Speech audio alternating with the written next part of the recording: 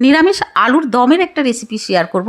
যে কোনো উপোসের দিনে অথবা নিরামিষ দিনগুলোতে রুটি, পরোটা, লুচির সঙ্গে খাওয়ার জন্য দারুণ টেস্টি এই আলুর দম অথবা আলুর কষা আমি কিভাবে বানিয়েছি আসুন সেটাই আপনাদের সঙ্গে শেয়ার করি।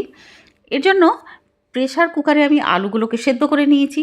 তারপরে ঠান্ডা হয়ে যাওয়ার পরে আলুগুলোর খোসা আমি বের করে ফেলে দেবো। তারপরে ছুরি দিয়ে এরকম 4 টুকরো করে কাটবো। সাইজটা বন্ধুরা আপনাদের নিজেদের পছন্দ অনুযায়ী করে নেবেন। আমি এরকম বড় বড় আলু 4 টুকরো করে কেটে নিয়েছি। এবার দিয়ে দেবো ছোটো চামচের 1 চামচ হলদি পাউডার আর স্বাদ মতো নুন, আর উপর থেকে দিয়ে দেবো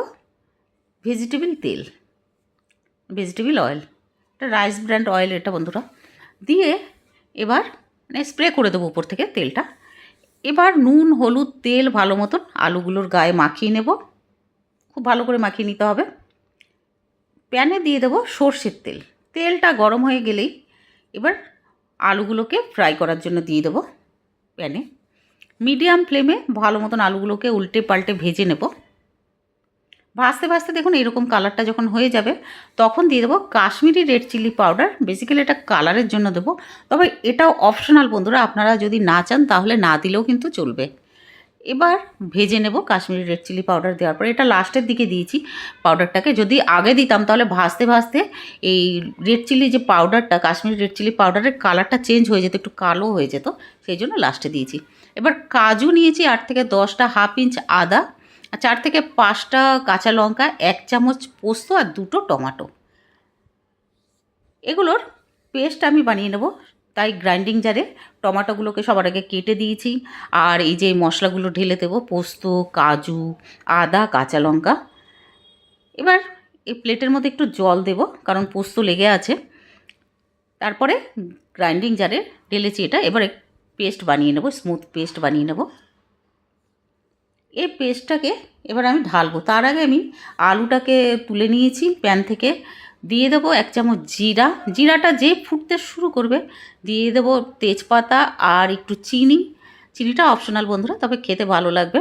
আর 1 চুটকি হিং দেওয়ার পরে এবার যে মশলাটা আমি এইমাত্র বানালাম ওই পেস্ট দিয়ে দেবো, টমেটো, কাজু, পোস্তর পেস্ট দিয়ে এবার মিডিয়াম ফ্লেমে বেশ চালাবো অনেকক্ষণ।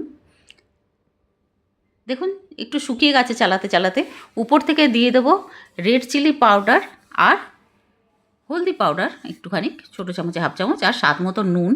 আর ওই গ্রাইন্ডিং জারে একটু মশলাটা লেগেছিল তাই জল দিয়ে ওই জলটা ঢেলে দিলাম যাতে মশলাগুলো ভালো মতন কষানো হয় আর পুড়ে না যায়। এবার কষাবো 1 থেকে 2 মিনিট। কষানোর পরে এবার আমি ঢাকনাটা লাগিয়ে দেবো মিডিয়াম ফ্লেমে 2 মিনিটের জন্য। 2 মিনিট পরে ঢাকনাটা সরিয়েছি, দেখুন এরকম হয়েছে। এবার আবারও নাড়াবো, এবার কষাবো আবারও, কষতে থাকুক। এবার আমি ফ্লেমটা লো করে দিয়ে একটা মশলা বানিয়ে নিচ্ছি। এই জন্য দিয়েছি দারচিনির টুকরো হাফ ইঞ্চ, 2টো ছোটো এলাচি আর 2টো লবঙ্গ, 1 চামচ জিরা, 1 চামচ ধনে, 4 থেকে 5টা শুকনো লঙ্কা, একটা তেজপাতা আর 10 থেকে 12টা কালো মির্চ মানে গোলমরিচ দিয়ে এবার ড্রাই রোস্ট করে নেব মশলাগুলোকে।